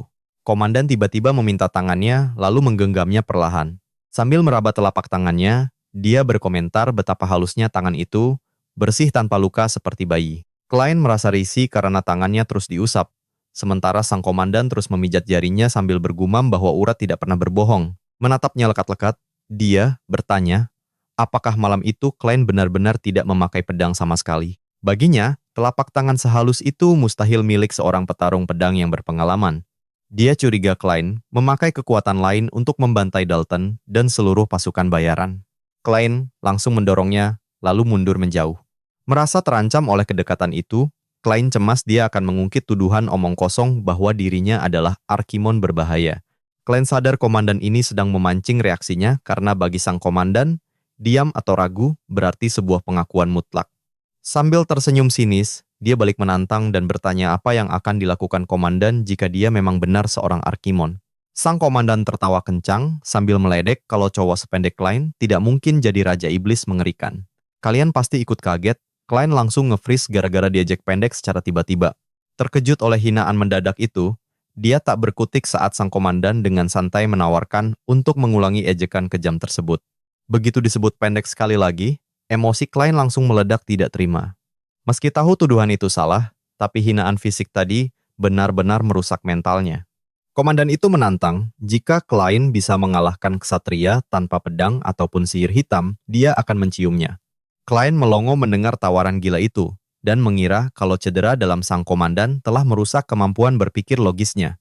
Dia benar-benar heran, apa ini semacam suap politik aneh dari sang komandan demi menjebaknya. Sambil menatap langit, dia berkata hari sudah sore, dan dia harus segera menghadiri rapat penting. Dia menyindir bahwa komandan terhormat tidak mungkin bertindak seberani dan seceroboh itu. Saat melangkah masuk ke ruang rapat, semua mata langsung menatap penuh curiga, sementara Klein menyesal telah meremehkan situasi pelik ini.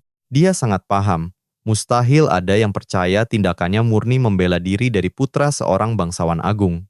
Sang penyidik langsung menuntut penjelasan tentang apa yang mereka bicarakan berdua di ruangan sebelah tadi. Tiba-tiba Klein maju, mengambil pedang di dinding, lalu menancapkannya kuat-kuat ke lantai hingga memicu kepanikan seisi ruangan. Seluruh hadirin terlonjak kaget melihat aksi nekat Klein, tidak paham dengan apa yang sedang dia rencanakan. Bahkan penyidik dan sang komandan pun dibuat tercengang oleh tindakan Klein. Dia langsung menoleh ke arah sang bangsawan, menantangnya membuktikan tuduhan itu di depan publik. Demi membuktikan dirinya tidak bersalah, Klein langsung menantang bangsawan licik itu untuk berduel. Pertarungan ini dia tawarkan untuk menyelesaikan segala konflik mereka secara jantan dan tuntas. Bangsawan itu terbelalak kaget, mengira kalau Klein sudah sepenuhnya gila karena menantangnya berduel. Duel tersebut adalah tradisi kuno wilayah utara, tanpa aturan mengikat singkatnya, siapapun yang bertahan hidup akan memenangkan persidangan ini. Dan disinilah, kita siap menyaksikan persidangan maut untuk membuktikan siapa yang sebenarnya memulai percobaan pembunuhan keji ini. Mari kita mulai dengan rahasia besar ini. Dia mengaku sebagai Archimon dan sama sekali tak peduli pada ibu keduanya. Bangsawan itu memohon waktu berpikir, tapi Klein langsung mendesaknya untuk segera memberi jawaban. Seketika, seluruh ruangan mulai berbisik heboh, sangat menantikan duel maut yang akan datang. Penyelidik akhirnya menengahi, menegaskan bahwa tradisi duel suci ini tetap harus dihormati dan dilaksanakan. Si bangsawan sadar, jika semua bukti kejahatannya diabaikan, dia punya peluang besar untuk menang. Kesempatan emas melenyapkan Klein pun diambilnya dengan senyum licik. Dia sesumbar akan mengirim Naglein sebagai perwakilannya untuk menghabisi nyawa Klein di arena nanti. Klein hanya tersenyum dingin. Dia tak peduli siapapun lawannya, karena dialah yang akan menang. Tantangan diterima, duel maut dijadwalkan 4 hari lagi. Percayalah, drama gila ini baru saja dimulai. Menjadikan bangsawan itu sebagai batu loncatan, Klein siap membuktikan taringnya pada seluruh bajingan di keluarga tersebut. Dia akan meratakan dinasti busuk ini, lalu membangunnya kembali dari nol dengan kekuatannya sendiri. Sementara di ruangan lain, kakak laki-laki Klein berteriak kesal dan menganggap ini omong kosong. Dia heran, apakah adiknya sudah gila dan paham konsekuensi duel maut itu. Sang kakak memperingatkan bahwa taruhannya adalah nyawa adiknya sendiri. Namun Klein menyahut santai bahwa dia sudah bosan mendengar ocehan itu. Sang kakak menjelaskan bahwa ayah mereka telah menyetujui duel ini. Khawatir dengan keselamatan adiknya, dia pun menawarkan diri untuk bertarung menggantikannya. Tapi Klein langsung menolak mentah-mentah tawaran tersebut. Kakaknya menegaskan bahwa kejayaan wilayah utara ada berkat sang ayah, dan dialah penerus sah yang akan memimpin kelak. Klein menatapnya tajam, menantang apakah sang kakak benar-benar berani maju menggantikannya dalam pertarungan hidup mati. Saat kakaknya terbungkam, Klein menjelaskan bahwa tindakan itu justru memberi musuh peluang emas untuk melenyapkannya. Dia paham rasa frustrasi menjadi anak kecil tak berdaya, tapi dia belum sempat memperbaiki nama baiknya. Klien menegaskan tidak ada alasan untuk mengalah, lalu menatap sang kakak dengan pandangan penuh tantangan. Sang kakak mengaku sangat bahagia memiliki adik, sembari teringat kilas balik masa lalu saat pertama kali melihat sosok malaikat sedang memegang tangan bayinya. Din kecil sangat terpesona oleh ketulusan adiknya, sebelum akhirnya tersadar kembali ke masa kini. Dia menegaskan tidak peduli walau berbeda ibu, dan mengaku telah setia menanti kehadiran adiknya selama 7 tahun. Tiba-tiba Delin menarik klien paksa. Nah, perhatikan tatapan putus asanya ini.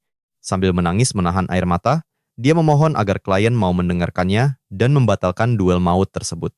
Klien tertegun melihat kakaknya sampai menangis senggukan. Bingung mengapa sang kakak bisa sepeduli ini padanya. Tiba-tiba, seorang penjaga datang menginterupsi dan langsung memecah keheningan di antara kedua bersaudara itu. Penjaga mengabarkan bahwa Conwell telah menunjuk jawara tangguh untuk duel suci ini. Melepaskan cengkraman kakaknya, klien penasaran sekuat apa sosok petarung utusan musuh. Sang penjaga berbisik ngeri bahwa nama petarung itu adalah Randall, seorang satria buangan yang terkenal sangat kejam di medan perang. Pintu kedai mendadak jebol, menampakkan pria berotot dengan tatapan mengerikan. Dia diasingkan karena nafsu membunuhnya yang luar biasa brutal dan tak bisa dikendalikan. Di sudut kedai yang gelap, dia menumpahkan cairan merah keras ke dalam ember kayu. Kedai itu hancur berantakan, dipenuhi mayat bergelimpangan. Tanpa peduli, monster itu menenggak minumannya langsung dari ember dengan ekspresi penuh amarah murni. Dia menyeringai lebar karena sudah lama tidak mendengar jeritan mangsa, sangat antusias menantikan duel berdarah ini. Klien mendengarkan laporan itu dengan saksama, tatapannya menajam penuh tekad membara. Keesokan harinya, persiapan pun matang.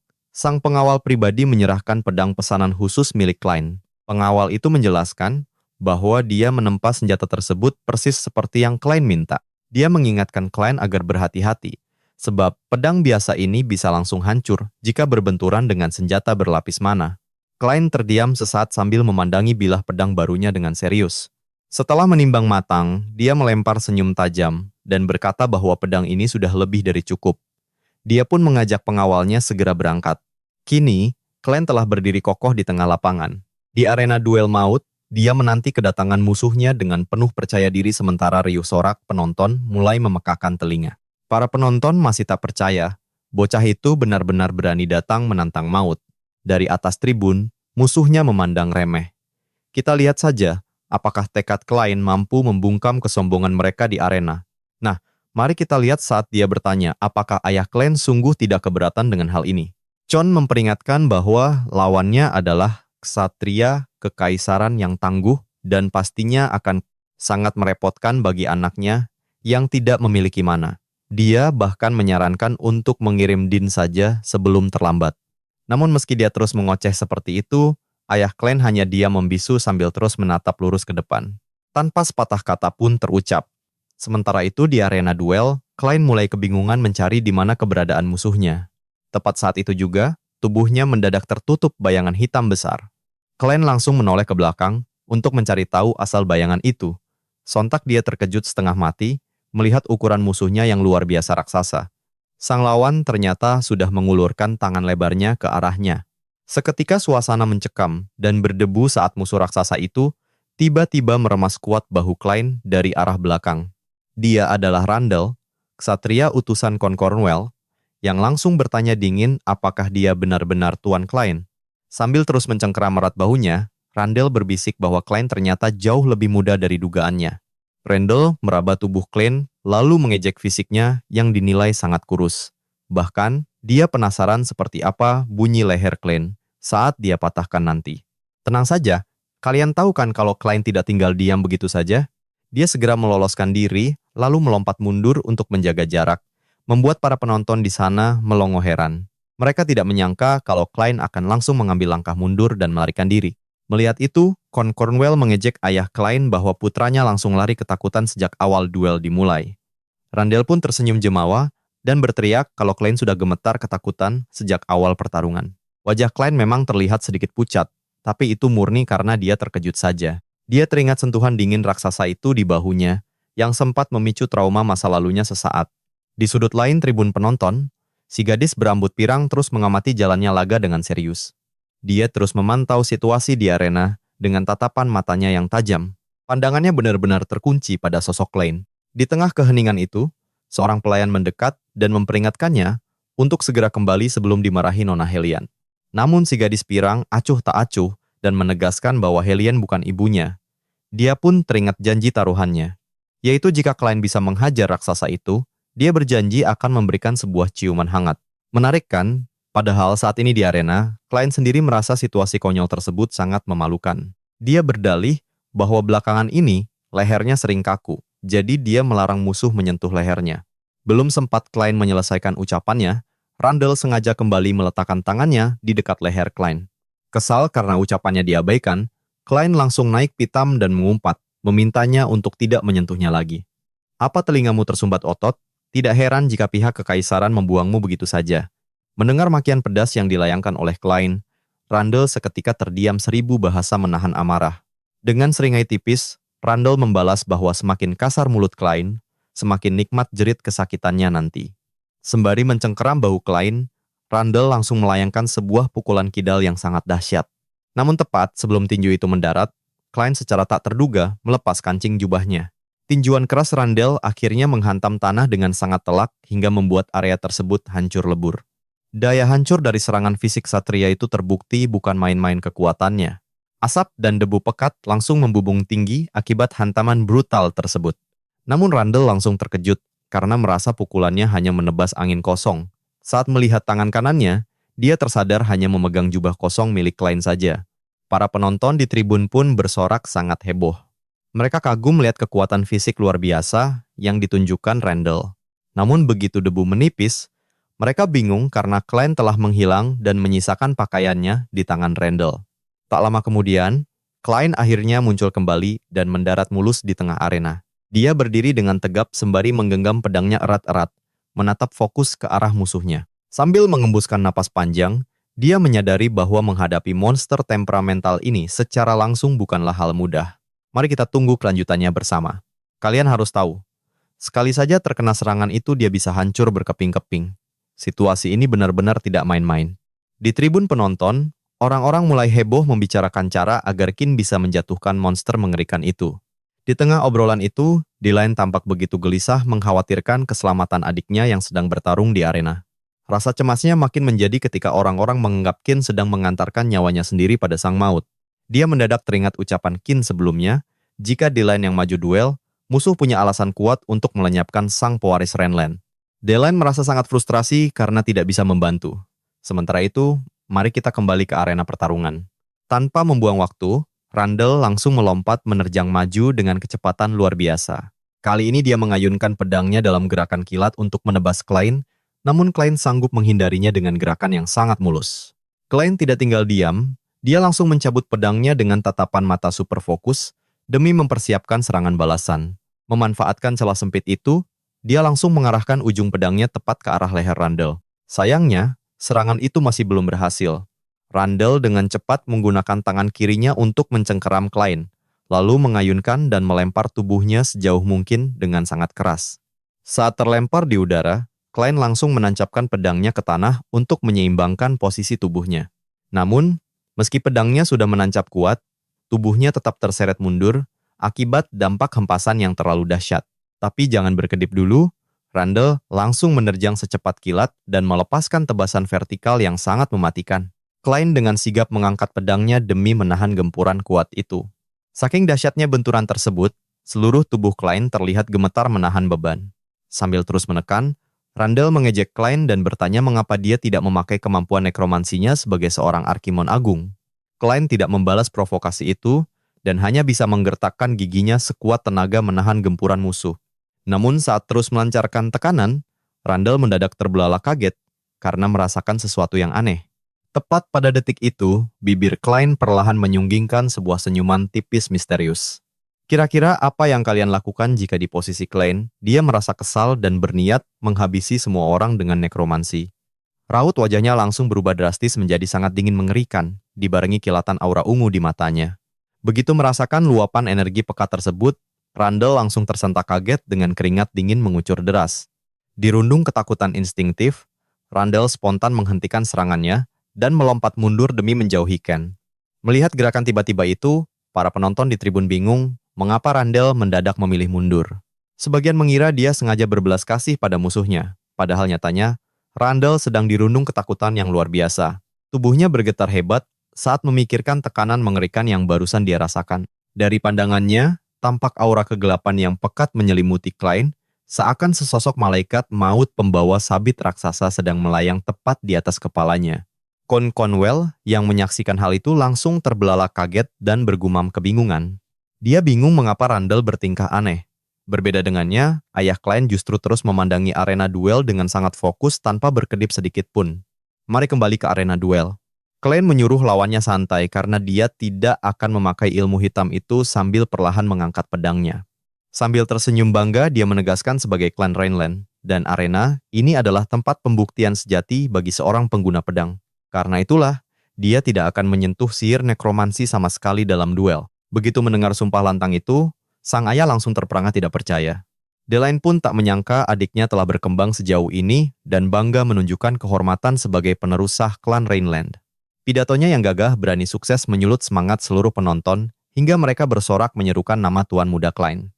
Mendengar gemuruh sorakan dukungan dari para penonton tersebut, Conwell seketika dirundung kecemasan dan kepanikan hebat. Dia tampak gelisah di kursinya, sementara di arena, Randall terdiam kaku dengan ekspresi wajah yang menggelap. Ditambah lagi saat mendengar penonton meneriakkan bahwa Klein tidak sekadar menggertaknya belaka. Randall segera memusatkan seluruh mananya ke pedang, yakin kejadian tadi hanya kebetulan dan dia jauh lebih unggul dalam segala aspek. Apalagi dia tahu betul bahwa sang lawan sama sekali tidak punya mana. Randall langsung meledakkan segenap sisa mananya hingga menyelimuti sekujur tubuh dengan aura yang berkobar. Dan disinilah kita disuguhi puncak kekuatan pedang kekaisaran yang memacu semua indera, napas, dan otot melampaui batas mutlaknya. Kalian harus lihat ini duel maut baru saja dimulai saat Randall mengerahkan seluruh mananya dan menerjang brutal ke arah Klein. Dia berniat menghabisi Klein lewat satu tebasan penuh tenaga ini. Sambil berteriak menyuruh lawannya mati, dia mengayunkan pedang sekuat tenaga, tapi Klein dengan sangat santai langsung menghindari tebasan maut itu. Mata Klein kembali menyala dengan kilatan ungu misterius. Dia menyadari kemampuannya membaca sisa mana lawan, sementara Randall terus mengamuk dan mengayunkan senjatanya dengan membabi buta tanpa henti. Mulutnya terus berteriak histeris meluapkan emosinya. Hebatnya, Klein dengan mudah menghindar karena matanya mampu membaca setiap sudut jalur tebasan pedang musuh dengan sangat detail. Randall yang mulai frustrasi mengangkat pedangnya tinggi-tinggi sambil memaki Klein sebagai hama pengganggu yang harus segera dilenyapkan. Aura merah membara menyelimuti senjatanya, seraya berteriak murka menyuruh Klein mati dasar serangga tidak berguna. Begitu pedang itu menghantam tanah, ledakan energi merah raksasa langsung tercipta membuktikan betapa dahsyatnya daya hancur serangan tersebut. Sesaat setelah ledakan dahsyat, arena tanding langsung tertutup kabut debu tebal yang menghalangi pandangan seluruh penonton. Sekarang perhatikan baik-baik begitu asap mulai menipis dan kawah bekas hantaman terlihat. Randall mendadak panik luar biasa karena menyadari Klein sudah menghilang lagi. Dia tidak percaya kalau bocah itu sanggup membaca arah serangannya dalam sekejap mata, namun saat fokusnya teralih pada detail kecil, dia tidak sadar Klein sudah berdiri tepat di belakangnya, sambil mengayunkan pedang dengan senyum tipis di wajahnya. Mengejek tubuh besar lawannya yang menyisakan celah lebar di punggung, Klein tak mau membuang kesempatan emas ini. Dia melepaskan jurus Meteor Sword untuk menebas telak tubuh Randall, hingga membuat darah segar muncrat kemana-mana. Sontak seluruh penonton dibuat syok setengah mati, bahkan Delian langsung bergumam mengenali jurus legendaris Meteor Sword tersebut. Sang ayah pun terbelalak tidak percaya melihat putra yang dianggapnya lemah mampu menguasai teknik sehebat itu. Di tengah arena, Randall memuntahkan darah segar sambil menjerit kesakitan. Usai mendaratkan tebasan mautnya, Klein tampak berdiri tegak di tengah hujan darah yang menyembur. Sorot matanya begitu tajam diiringi senyuman dingin. Di bangku penonton sendiri, seorang pengawal berbisik menanyakan apakah si gadis pirang melihat aksi barusan, dan seketika wajah gadis itu memerah padam. Pikiran gadis itu langsung melayang pada janji taruhan ciuman mereka. Mari kita mundur sedikit ke momen serius di dalam ruang kerja pemimpin klan Rhineland. Sang kepala klan memperingatkan pengawalnya agar tidak bertindak ceroboh hanya karena emosi pribadi. Sebab jika mereka ikut campur, martabat keluarga Rhineland akan hancur. Apalagi lawan Klein adalah ksatria resmi kekaisaran. Dia sangat cemas putranya bakal kalah. Membuat pengawal heran kenapa duel berbahaya ini tetap diizinkan. Ternyata Klein menantang maut demi memulihkan nama baik mendiang ibunya yang dihina. Dia mengaku tidak memiliki hak untuk menghalangi tekad kuat putranya, Mengingat dirinya bahkan gagal menolong klien saat anak itu disekap di dalam biara dengan nama Arkimon. Tangannya pun terkepal amat erat. Disinilah kita sadar betapa rapuhnya dia, merasa gagal melindungi anak maupun klan yang dipimpinnya sebagai kepala keluarga. Sang pengawal berusaha menenangkan agar dia tidak cemas.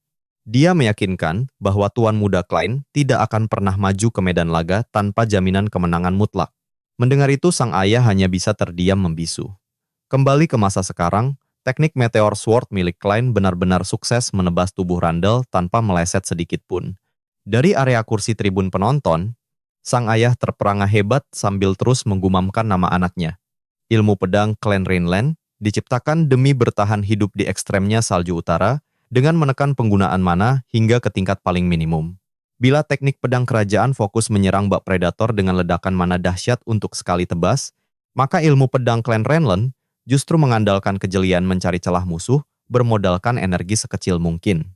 Warisan agung klan Rainland itulah yang kini ditunjukkan Klein dengan sangat meyakinkan. Dia menjelaskan kehebatan ilmu pedangnya yang mengejar efisiensi maksimal lewat konsumsi mana seminimal mungkin. Sambil tersenyum, Klein membuktikan bahwa tanpa kekuatan sihir pun, dia sanggup mengeksekusi jurus keluarganya. Walau dayanya melemah, itu sudah lebih dari cukup membungkam keparat seperti Randall. Percaya deh, kalian bakal puas melihat penjahat sombong ini gemetar ketakutan. Kita lihat Randall mulai menggertakkan giginya dengan keras. Dia kembali mengejek Klein dan menyebutnya sebagai hama rendahan saja. Sambil berteriak dengan sangat kencang, Randall langsung melepaskan aliran energi dahsyat yang memenuhi seisi arena duel. Seketika, tubuhnya membesar dan otot-ototnya mengembang dengan sangat ekstrem. Pemandangan mengerikan ini tentu saja membuat para penonton di arena langsung ternganga syok. Conwell tampak sangat gembira karena dia tahu Randall akhirnya mengeluarkan teknik rahasia andalannya. Ledakan mana dalam skala raksasa ini dirancang khusus untuk mengunci pergerakan musuhnya secara total. Sekarang, bermanifestasi sebuah aura merah membara yang membentuk sosok singa raksasa di belakang tubuh Randall. Dengan lengan berototnya, Randall mengacungkan pedang tajam ke arah Klein. Namun, Klein hanya berdiri tenang tanpa bergeming. Bahkan saat Randall terus melontarkan makian dan hinaan kasar kepadanya. Diselimuti oleh energi merah yang sangat pekat, Randall kembali melancarkan serangan mematikan sambil berteriak menyuruh Klein mati untuk selamanya di hadapan seluruh penonton. Dylan yang panik langsung berteriak menyuruh Klein agar cepat menghindar. Tapi perhatikan deh, Klein justru sengaja menunggu serangan dahsyat itu dengan pedangnya. Saat senjata mereka akhirnya saling beradu, gelombang kejut yang sangat dahsyat langsung menyapu arena dan terlihat percikan api akibat benturan keras dari kedua pedang mereka. Sesaat kemudian, pedang yang digenggam erat oleh Klein mulai retak dan terbelah oleh tebasan dahsyat Randall. Karena tekanan luar biasa itu, pedang Klein akhirnya langsung patah menjadi dua bagian. Randall yang melihat itu langsung girang dan mengejek Klein sebagai pecundang yang sangat menyedihkan. Namun, tepat saat ejekan itu dilontarkan, Klein dengan lihai menghindari serangan dan langsung melesat maju dengan kecepatan luar biasa. Klein kemudian menatapnya dengan pandangan penuh percaya diri. Dia berkata, kalau senjatanya yang patah justru sudah siap untuk menumbangkan Randall. Di saat bersamaan, muncul ilustrasi seekor singa yang menatap sehelai bulu burung jatuh di depannya. Singa gagah itu mendadak merasa cemas saat menyadari ada bayangan raksasa yang menutupi seluruh tubuhnya. Dan saat kamera menjauh, terlihat bayangan seekor burung raksasa yang membuat singa itu tampak sangat kerdil. Hingga akhirnya adegan kembali ke pertarungan nyata. Klein mencengkeram erat sisa gagang pedangnya di tengah genangan darah yang berhamburan. Gila sih, kalian lihat sendiri kalau Klein berhasil memotong tangan Randall pakai pedang patah itu. Hanya dalam sekejap, lengan Randall yang tertebas itu jatuh ke tanah dengan bekas potongan yang sangat rapi. Melihat hal tersebut, kepala keluarga Rainland langsung berteriak lantang menyatakan bahwa duel maut ini telah selesai. Menyaksikan pemandangan mengerikan di depan mata mereka, seluruh penonton hanya bisa terdiam membisu karena sangat terkejut. Penjaga pribadi Klein mengamati pertarungan itu dengan saksama. Dia paham betul kalau teknik pedang Rainland memang bisa dipakai dengan mana minim, tapi itu hanya bisa dieksekusi oleh kesatria yang sudah sangat berpengalaman. Menariknya, Klein melakukannya dengan sangat sempurna, mulai dari kuda-kuda kaki hingga ayunan pedangnya. Lebih gilanya lagi, Klein sengaja membiarkan pedangnya hancur agar bisa menebas musuh dari jarak dekat. Meski caranya terdengar tidak biasa, siapapun tahu kalau ini adalah kemenangan telak bagi tuan muda Klein. Pemuda itu kini berdiri tegak di sana, menatap musuhnya layaknya seekor predator berdarah dingin. Di sisi lain, Randall terus mengerang hebat sambil memegang erat pangkal lengannya yang terus mengucurkan darah segar. Dia langsung berguling-guling di lantai arena sambil menjerit kesakitan. Melihat kondisi parah itu, beberapa petugas medis langsung bergegas ke arena untuk segera menghentikan pendarahannya. Di saat tim medis sibuk menyelamatkan nyawa Randall, Klein hanya berdiri tenang mengawasinya dari belakang. Karena penasaran, Klein mendekat dan bertanya apakah lengan Randall yang putus itu masih bisa disambung kembali. Petugas medis menjawab itu mustahil, karena mereka hanya menguasai sihir penyembuh biasa, membuat Klein mulai berpikir keras. Dia heran, karena meski 200 tahun berlalu, sihir penyembuh di dunia ini ternyata belum banyak berkembang. Akibat terlalu asik melamun, dia bahkan tidak menyadari kalau ayahnya terus memanggil namanya dari kejauhan. Sang ayah menghampirinya dan bertanya apakah Klein baik-baik saja melihat potongan tubuh berdarah, seketika membuat wajah Klein memucat. Dia lupa kalau sekarang bukan lagi Arkimon dan lupa berakting lemah lembut, hingga akhirnya dia kebingungan sambil mengusap kepalanya. Sementara itu, Conwell tampak sangat panik dan seolah tidak percaya dengan hasil akhir pertarungan ini. Dia benar-benar rugi besar karena sudah menghabiskan banyak uang untuk membayar jasa Randall di duel ini. Akhirnya, kepala keluarga Renlan mendesak Conwell menyerah dan mematuhi tuntutan pemenang. Seru banget, kan? Kalian harus lihat ini. Conwell dengan sombongnya menolak tuntutan itu. Dia berteriak frustrasi karena kehilangan anak dan satria pribadinya, menolak keras semua tuntutan Klein. Namun di tengah kemarahannya yang meluap-luap, dia tiba-tiba merasakan sensasi mengerikan seolah kepalanya terpenggal dari lehernya sendiri. Di hadapannya, Klein hanya menatap dengan sorot mata tajam sambil tersenyum dingin. Saat Klein memanggil nama lengkapnya, Dilkan Cornwell tersadar kembali ke realitas dan langsung jatuh berlutut lemas ke tanah. Kedua matanya terbelalak lebar. Keringat dingin membanjiri wajahnya yang tampak luar biasa panik dan ketakutan. Dia mencengkeram erat lehernya sendiri, benar-benar yakin kalau kepalanya tadi sudah menggelinding jatuh ke tanah. Di tengah kebingungannya, Klein melangkah mendekat dan memberi titah dingin sebagai pemenang duel. Aku perintahkan kau mengakui semua dosa dan memohon ampun. Tundukkan kepalamu dan memohonlah, biarkan dirimu hancur di bawah beban penyesalan dan pertobatan untuk selamanya.